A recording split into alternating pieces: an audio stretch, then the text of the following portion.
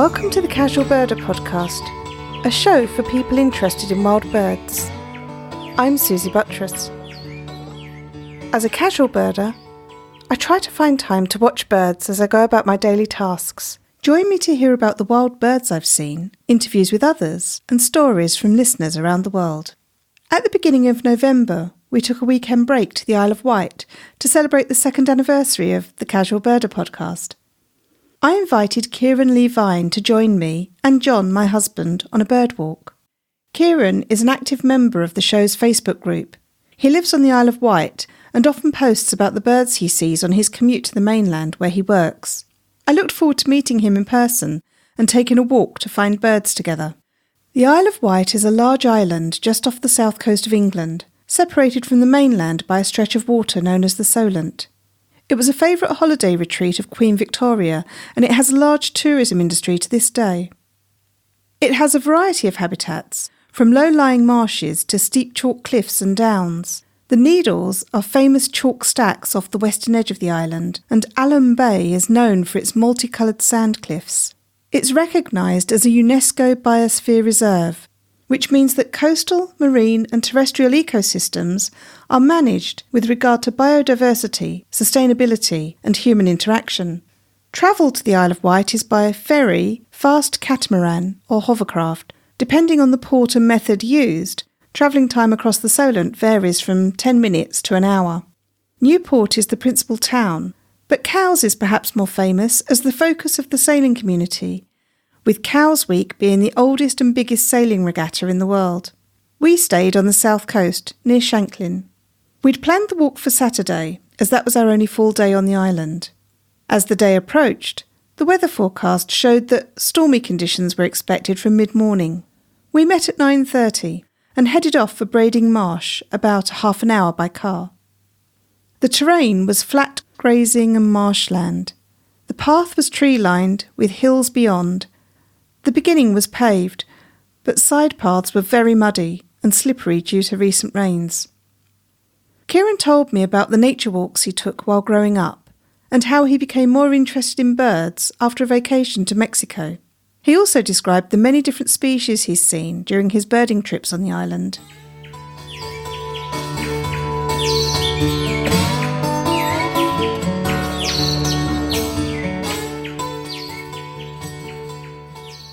Okay, so I'm out on the Isle of Wight on a day that promises to be horrible, wet and windy, but currently it's just grey and a bit windy.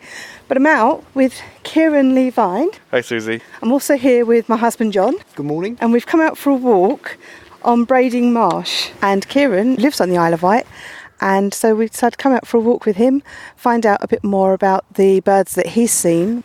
Now, the day started absolutely beautifully calm, with blue skies, a little bit of cloud and a glorious sunrise. But now it's mid-morning and the wind is picking up and the forecast is for heavy rain. So we're going to try and see what we can see in the short window of opportunity that we've got before the weather turns. So I'm standing here just at the edge of the marsh. Around me I've got a blue tit just flew by calling and I can hear a robin. And looking over the marsh where the cattle are feeding, we've got a flock of black-headed gulls. There's a grey heron over there. And what else? Canada geese. On Canada geese. Can hear a blackbird in the bush next to me, and I think I just heard a jay behind us. Okay. That's a wren. Rook. It's all happening. I've been trying to log an eBird list whenever I go out birding now. I began a list on this day, while also trying to record the conversation, handle binoculars, and keep the conversation going. Guess what? I failed miserably. I eventually just made a list of the day on the Bird Tick List app, because my observations of the numbers of birds were not detailed enough for a recording on eBird. Stay listening after the end credits if you want to hear the outtake. Right, so just to recap, we're looking across a farm field. There's cattle grazing. Actually, it's part of the RSPB reserve. There's a small lake. It could be like a small puddle, actually, or rather a large puddle that looks like a lake, or it might be part of the river. But anyway, these are marshes. It's wet. We can see herring gulls, black-headed gulls, grey heron. I just saw 2 jackdaw fly over. Keiron saw a jay, or pointed out a jay, we all saw it. Keiron also spotted 2 goldfinches that were in the tree behind us. There's been wren and blackbird in the bramble near to us. Rooks, some rooks flew over. Jackdaws, I think I said jackdaws. Cuddly toy. We're labelling all these things.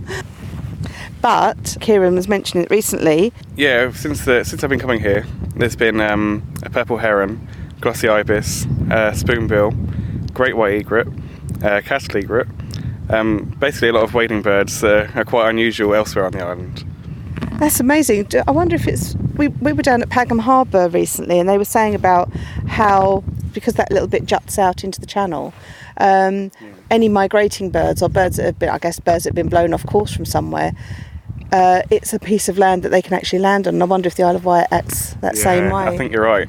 We had a great spotted cuckoo. I think it was March this year. Wow. And that was in the same area for a little while, and a lot of birders got to see that one. But yeah, we have the occasional snow bunting.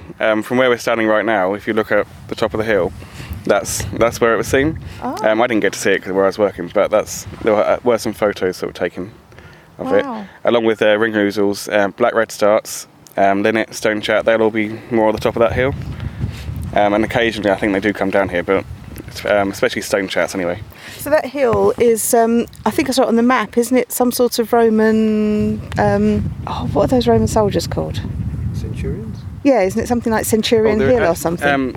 There is actually, one of the woods is called Centurion's Copse. Right, I think that's the woodland just over there that we can see. Right, okay, yeah. So and then there's Culver Downs is the name of the hills up there. Oh, okay. And there's I think someone posted a photo of a black redstart there's a monument at the top of it.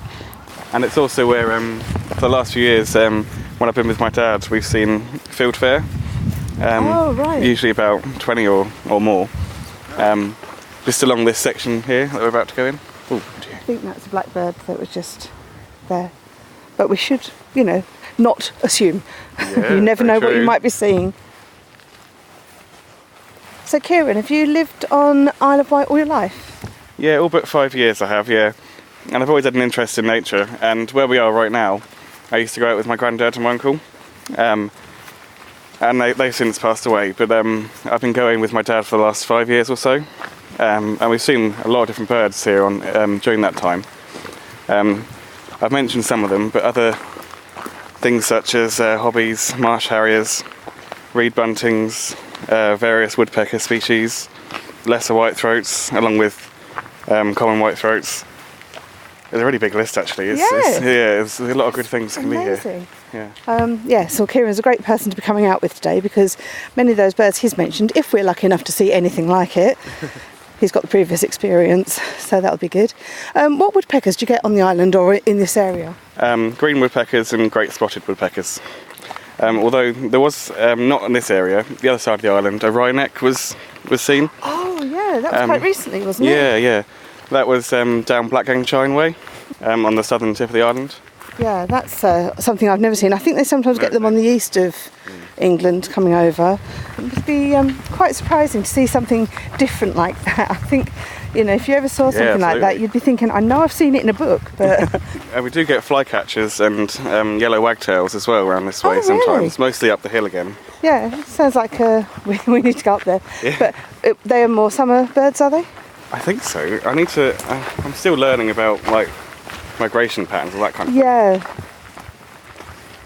This is a gorgeous path with most of the leaves seem to have gone now, scattered on the floor. But we've got robin just landed on the path in front of us. Lots of lovely rose hips here. Looks like there's some rushes across there. So in the summer, I bet that's full of warblers. Yeah. There's reed warblers and sedge warblers. I've seen both of those down here. And reed buntings as well. Oh, really? Yeah. Oh, we have to come back in the summer. Yeah. Thing is, it's such a quick hop for us to come over here. And it's only recently that we've started coming over. But it's only like an hour on the ferry. And that's all right, isn't it? we're about 40 minutes from Southampton. So which bit are you in? We're in Basingstoke, yeah. just across the water really. Yeah, that's on our left here there's a kind of weed-covered pond. I'm just going to have a quick look and see if there's anything. I can hear an angry sounding, I think that's a wren. They do sound angry. These trees look great. What have you seen? I was just going to say, I wonder if there might be any more hen. I saw my first water rail the other weekend. Oh, did you? Yeah, at Pagham Park. Pagham. I was there, yeah. Was it there? Arundel. Oh no, it was Arundel, that's right. They're so exotic looking, I find. Yeah.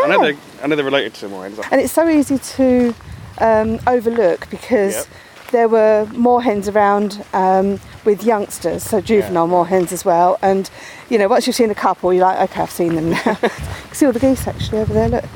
Have a quick look at the geese. So we're just looking through the trees at the fields beyond and notice lots of geese. Might see some lapwing as well. They're around here too. So at the moment I can see Canada geese and a few rooks, I think. I can't see the white faces, so I'm going with rook because I saw some just now. And occasionally there's some feral barnacle geese with them. Oh, just to make it... So again, not to just dismiss the fact that you've seen... And also we've had white-fronted goose, I think, and greylag. Yeah. So I know that there's pink-footed goose look like greylag, but there's like subtle differences in the beak colour. And I need to learn my goose. Well, exactly, and I'm the same with waders as well. So if we do see any waders today, I really struggle with them. And they're tricky though, aren't they? They are, and in some respects, I probably put a bit of a barrier up to myself by going, "Oh, it's a wader. I'm not going to know what it is." But it's just a case of breaking it down and trying, exactly. So I'm trying to be a bit more mindful about what is it I'm seeing, what are the characteristics I'm seeing, and then I can go to the books and see that there are 20 birds that have all those characteristics, so I can still get it wrong. Yeah, that sounds about right. I don't think we would have come here at all if you hadn't suggested it. It's off the radar, isn't it? Yeah, this is lovely. Because you went to Newtown, didn't you, last time you were here? Yeah, and actually, Lev Perikian, who's a previous guest on the show, when he saw that we were coming over here, he mentioned about the spoonbills. Yeah. So I thought, oh, right, so tomorrow, Yeah, that's the plan. because I realised that, okay, if it's rainy and horrible, waders aren't going to care. No, absolutely not. And there's hides over in Newtown as well, so that makes it easier. Yes, especially if it's horrible. There's nothing for like us. that here. So. The only thing with the hides is that it always seems like wherever the hide is, the birds are way away from it. Oh, we might see some teal and widgeon around here as well. Oh, lovely. Yes, looking through at these wet areas here. I think I can see a flock of widgeon. So they have sort of gingery heads? Yeah. So again, that's one that I've got an episode on. These are shovelers, I think. Oh, can you? I think so. Oh, yes, on the bank. Yeah. Yes, you can see the beak. One of them's preening himself. Now, I got confused with shovelers early on because they've got a similar sort of marking to shelduck, but they're much bigger, and the shoveler beaks are very obvious as being wide and flat. When I first saw the word widgeon, I didn't think it was serious after being so familiar with pigeons, you know. Yeah. So yeah, they're off quite a long way away. The shovelers are fine because they've got quite prominent markings. So there's one preening on the bank near this side of the bank, and you can see he's got a white breast and dark head and russet brown wings. Now the widgeon, so there's one just about to come out of the water, I think, a male. So they have like a ginger head, but then they have like a coppery, sunny coloured stripe up the middle of their heads, which is quite... I'd love to see one close up. I've only ever seen them way off in the distance. Depending on your time tomorrow, Yarmouth, if you go there, it's near Newtown, there's an old mill house, and near there sometimes you can see the widgeons quite close up. Oh, really? Yeah. That would be really nice, because they're always like just off and you're just... Yarmouth just Causeway, I think it's called. Have you seen any of the white-tailed eagles yet that have Yes. been introduced? You have? Yeah. Okay, tell me. While we're standing here, it's not windy. Yeah. So I was out walking with my parents, and we heard two buzzards getting quite irate, and we looked up, and then this silhouette of an enormous bird just went over us. You could tell it was an eagle because of the way the feathers were like fingers kind of thing, and the way they were spread out, and it was the size anyway. It made the buzzards look like like little blue tits in comparison. Yeah. Oh, it was just such an experience. Oh, wow. I managed to get a couple photos, but it was just so amazing to see so that close. Yeah. And so unexpected as well. Fabulous. I've seen them from a distance again since, a couple of days after that, but that was way out on a marshland, so it didn't get a good view. That was it was just resting on a tree. Yeah. It was surrounded by rooks and crows, and All mobbing. Yeah. And it looked so tiny in comparison. It was really I know, I think special that's to the see. thing when you finally do see an eagle, because you can fool yourself that you've seen one, but it's a buzzard. Yeah, But absolutely. when you actually do see an eagle, especially if you're lucky enough to have a buzzard nearby, or a raven nearby, which you know is a big bird, but looks really small comparison. But also, if you're lucky enough to see a sort of closer view, the head, the size of the beak, it's just quite clearly an eagle, isn't it, when you see one? Yeah. And I think it was Hannah and Eric from Hannah and Eric Go Birding, which is another bird podcast. They've just recently been over in Scandinavia. One of their photos that they published was of 2 white-tailed eagles flying past. Oh, and really? Really good view of them. So yeah, I was like, right, I must mentally keep that picture in my head so that if we were lucky enough to see one. We've seen them on Mull. And there, we saw it sitting on top of an island, didn't we? And it was just, enormous. It was in the distance, but the size of it meant you knew. So tell me about growing up then and going out on your nature walks. I just remember walking around this area with my granddad mainly, and my uncle, who wasn't technically my uncle but was a family friend. And I mainly remember the rabbits, if I'm honest. The birds I don't seem to have much memory of, which is odd because how I've come to be so interested in them now. But this area just feels so familiar to me now. So is it normally as wet as this, or is this... No, this is a very recent development. In fact, most of this year it's been pretty dry here for a marshland anyway. There is a section not too far up on our left where you can get a better view of some of the larger pools. And then there'll be reed beds over on our other side. I was just remembering that this year we saw 2 little ring plovers along here as well. And we've had godwits, what else have we had down here? Various types of sandpiper, although I'm not so good with those anyway. Yeah.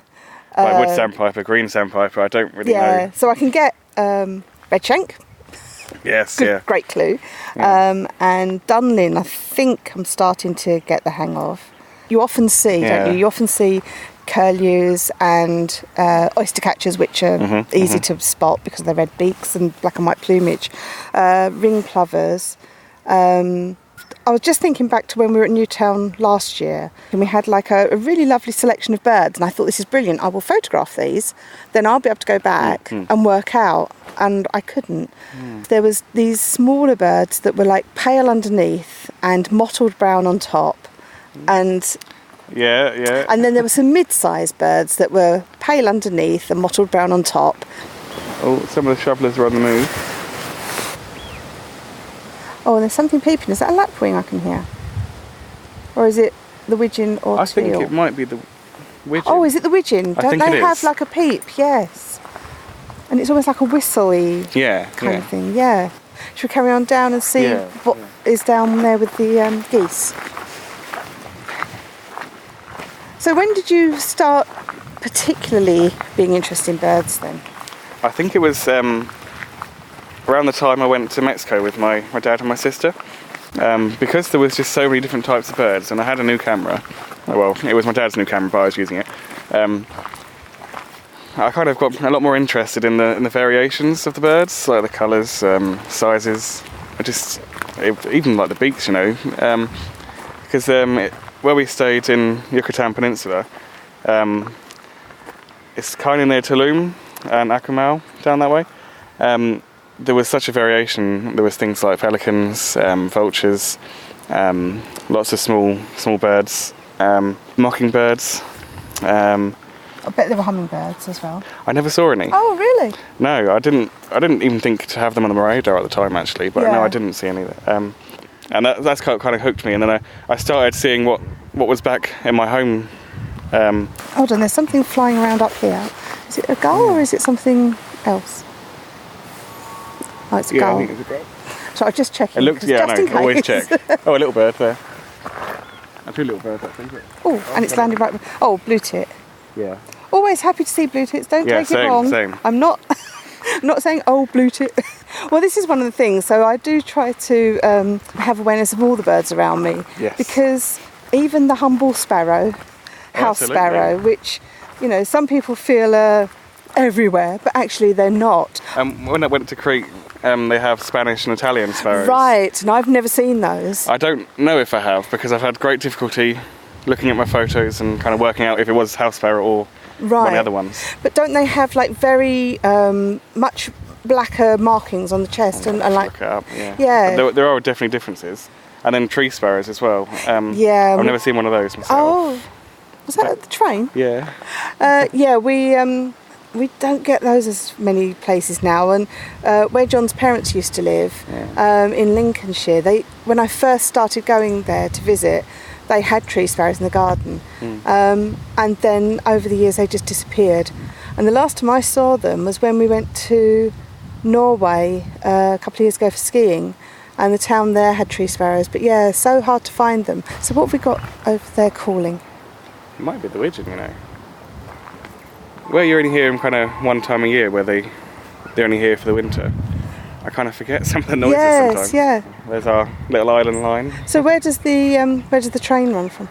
It goes from Shanklin to Ryde, and that's what I get in the mornings when I commute. Oh, so there's oh gosh, Yeah, it's only two carriages. Oh wow! They're about 80 years old as well. I was half expecting it to be a steam train. To be honest. Not far off that. And when I heard the horn, it sounded a bit. We have got a steam train line. Have you? Island. Yeah. Oh right. Haven Street, you can get that from. It's just a short track of it. So each morning you get the small train to ride, and then you go across on the hovercraft, which is how you keep being able to see all these wonderful birds that you keep telling me about in the Facebook group. And then once you're in Portsmouth, do you work quite close to the harbour, or do you have to then get more? No, in Central. But I'm quite close to Victoria Park there. And Right. there's been some grey wagtails in that park. And, I think I heard a parakeet. Oh, I don't know. so they might have got down as But far as there is an there. aviary there. Oh, but I don't right. remember seeing a parakeet in that aviary, so I'll have to check. Yes, yeah. But I did, it perked my ears up when I heard it. Yeah, because they're really distinctive, aren't they? Yeah. Yes, I'm waiting to see if we get any down. So I've got, I work near Wokingham in Berkshire, yeah. and one of my colleagues has told me that they've actually seen them in that area. Really? So they're starting to get further south. Should we carry on walking down the path and see what else? I think we're being quite lucky at the moment. The winds are supposed to really pick up. I think they said that it wasn't necessarily going to rain too much. Famous last words. But it was more the wind that was going to be the issue. Oh, I can hear some geese. Yeah. Yep. Flying over. Yeah, we definitely need to go up to that next field because, of course, John's already up there, so he's probably going to say, "Oh, you'll never guess what we just saw." Yeah. I've not yet seen any of the winter thrushes, so if there are any field fares or redwings around, I've not seen any where I am yet. No, same. This morning you were mentioning you went for a walk and you saw quite a lot of jays. Yeah. I don't know if they were the same birds just flying around a lot, but I reckon there was 5, 6, even more than that maybe. And there were long-tailed tits around, a coal tit I saw, a goldcrest. Oh, you saw a goldcrest? Yeah. And a red squirrel. You've got red squirrel on the island? Yeah, we're one of the... Last places? Us and Brownsea Island, I think the only places in the south. Oh, wow. And that park that you picked me up from this morning, they're always there. Oh, right, okay, I know where I'm going for walks tomorrow morning then. Actually, I saw 2 of them this morning, so hopefully they'll be around. But. I just heard a kind of chirr, and it made me think of a missel thrush. Oh. And now I find it's probably a branch creaking. Is it a bird? Oh no, it's a branch, isn't it? That was the same Right. one, wasn't it? So that's a missel thrush branch then? Yes, it's definitely a creaking branch.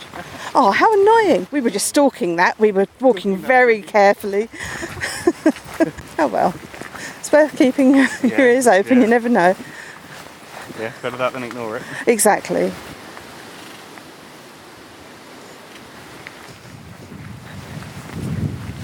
Oh yeah, this looks like it would be amazing on a summer morning where all the birds are singing and...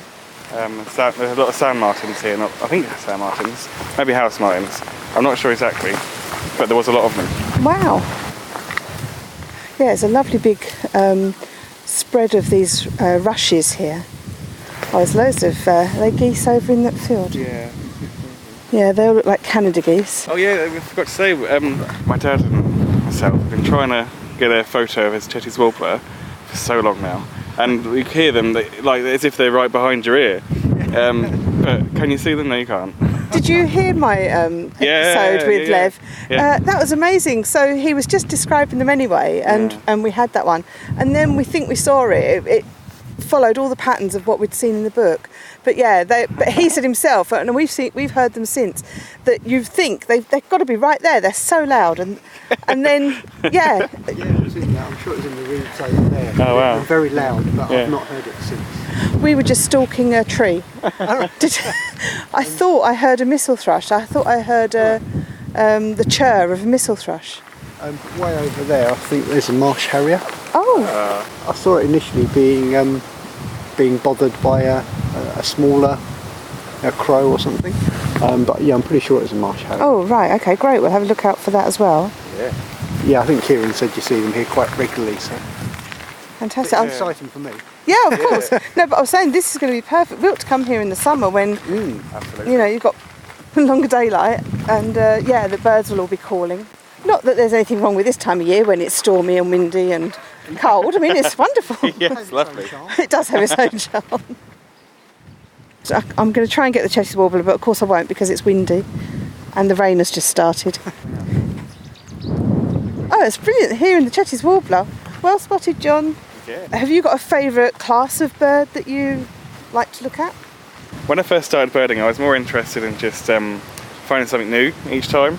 But as I've kind of seen more and more, I'm kind of appreciating everything I do see more, if you get what I mean. Yeah. So like you're saying about seeing a sparrow or a blue tit, I'm still really happy about seeing that. But then extra happy, extra excited when I do see something new. Yes. Yeah. And it's good to have some quarry still to chase, like the ring ouzels and all that kind of thing. Yeah, even amongst our own birds. So obviously if you travel, there's a good chance you'll see something brand new. But yeah, amongst the birds that perhaps are only found in very specific regions, like you mentioned about the tree sparrows, not having seen them, ring ouzels I've not seen, so I don't even know. And there's something about them behave. I think that really interests me, because they're so familiar looking like a blackbird, but there's that exotic twist to them. Now what's the other one that... Stone chat and wind chat. Have you seen wind chats? Yeah. I've never seen one before, and then I've seen, I think, 3 occasions this year. Really? Yeah. One at a place called Chale. It was the car boot sale I went to with a family member, but I kind of wandered off into the cliff edge and see what birds are around. And wind chat was one amongst them. It was with a flock of linnet as well. Oh, really? Yeah. They have a white stripe that's quite obvious once you start to notice it. Right. Like around the eye. Yeah. But it took me a while to kind of differentiate between them and stone chat. Yeah. The wind was getting really strong, which made recording difficult, and then it started to rain heavily, so I put my recorder and mic away, and we continued on the walk, getting wetter and wetter, but having a great chat and seeing quite a few birds. When we returned to the car, we recalled what we'd seen. We're now back at the car after having gone for our walk. You'll probably be able to hear the rain on the car. It's pretty heavy rain now.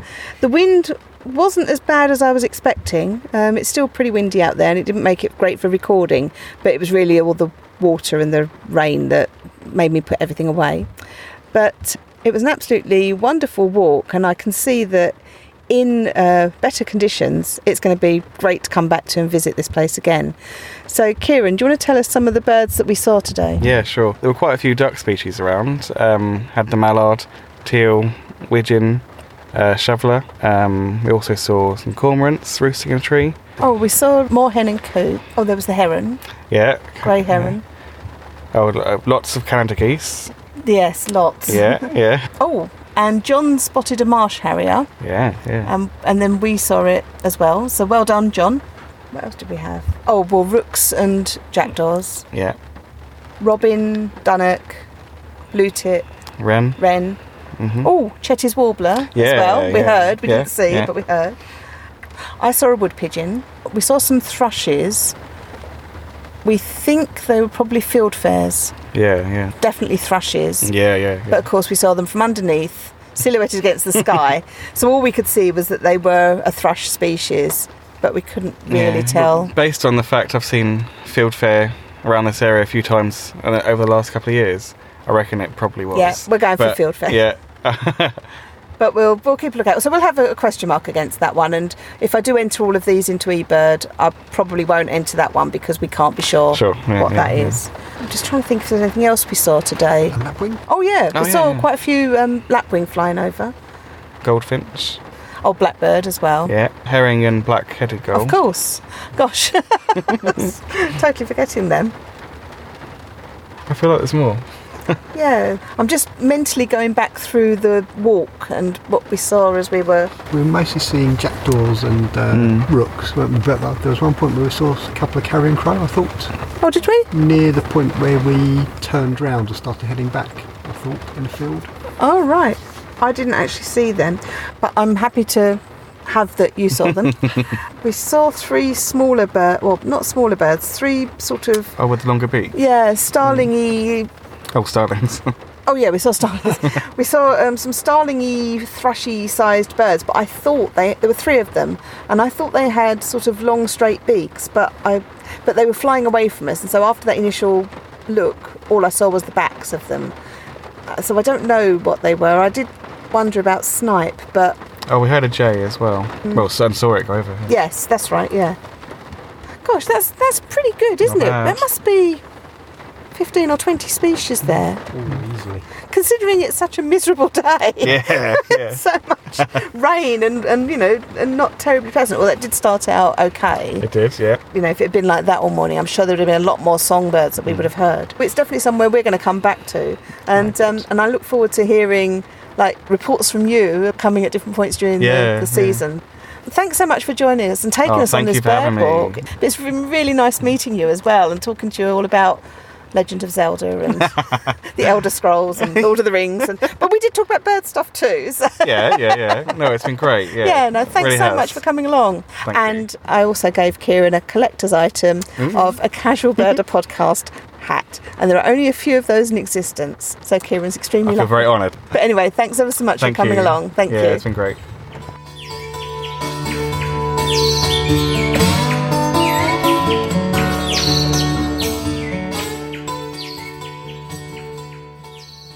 We got pretty wet on the walk, and so it was especially nice to go for lunch afterwards with Keiron at the Yarbridge Inn at Brading. It rounded off the morning nicely. Considering the bad weather, I was surprised at how many birds we did see, and I recorded 27 species in total. Wet weather was clearly not a problem for the ducks and waders, but birds of prey like the white-tailed eagles I hoped to see would likely be hunkering down waiting for the weather to change. I was surprised and pleased therefore to see the marsh harrier. If you've planned a trip, especially if you've travelled to the destination, bad weather should not prevent you from getting out and about, as long as it's safe to do so. I really enjoyed my walk with Keiron, and I look forward to going back to the Isle of Wight to look for some more of those birds that he keeps seeing. You can follow Keiron on Instagram at Keiron_Lee_Vine, and you can find his art page on Facebook at facebook.com/KLV.art. And do check out Keiron's art for sale at society6.com/KLV. All of the links are in the show notes. And for more information about the Isle of Wight, visit the official tourism site at visitisleofwight.co.uk.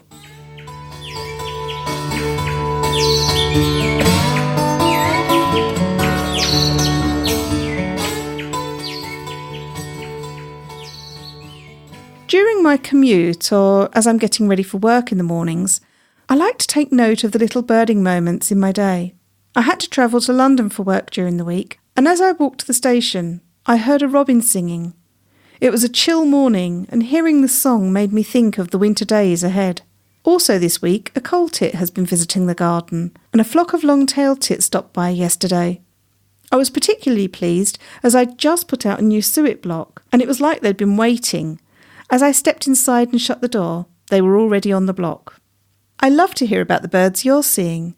This week in the Facebook group, Keiron from Finland reported that there is now snow on the ground, and birds seen include raven, blue and great tits, greenfinch, jackdaw and magpie. And an enterprising great-spotted woodpecker has been checking out the insect hotel.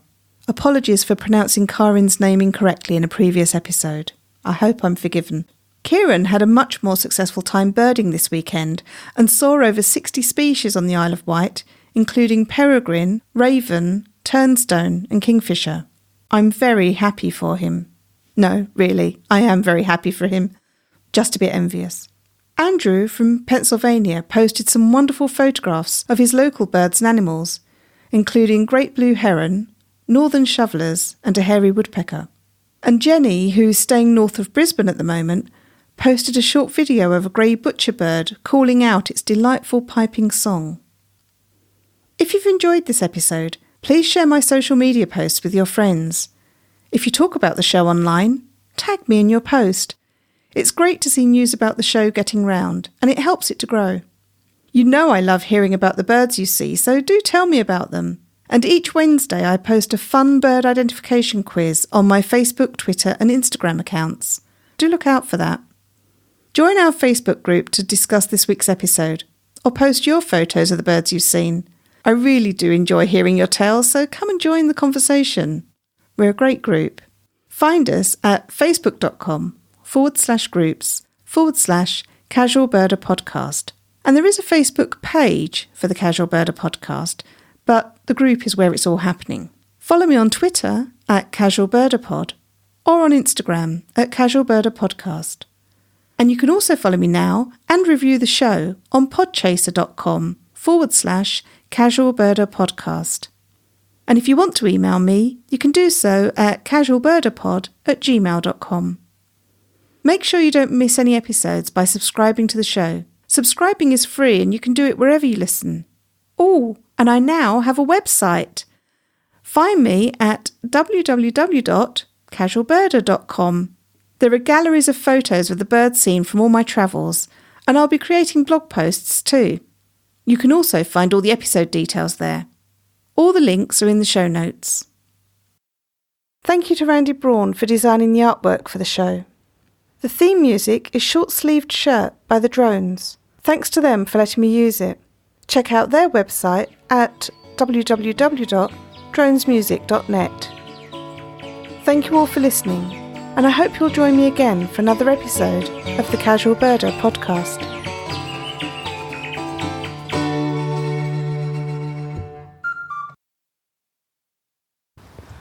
Another thing I'm trying to do since the October big day is actually record on eBird the birds that I'm seeing. So I'm going to multitask. I'm going to see if I can open eBird while I'm recording.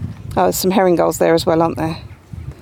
I don't have enough hands for all the things I want to do. Set Canada geese I can hear then. Right, start new checklist, select location. So far... Pied wagtails go. Pied wagtail, we've got 2 of those, haven't we? That's the other thing, you have to count the... Right, black-headed... Oh, it's just flying over. Up in the sky. Oh, yep. Oh, okay. I guess I've pressed the wrong thing. Oh no. It's good that it tells you. I meant to touch pied wagtail and I touched pied flycatcher. Oh, and that'd be cool. I put 2 in and it came up with a big thing. Oh, congratulations, that's a rare bird for your area. Is it? Oh, wagtail, not a flycatcher. So I've cleared it now and changed it. J... Oh, this is all going horribly wrong.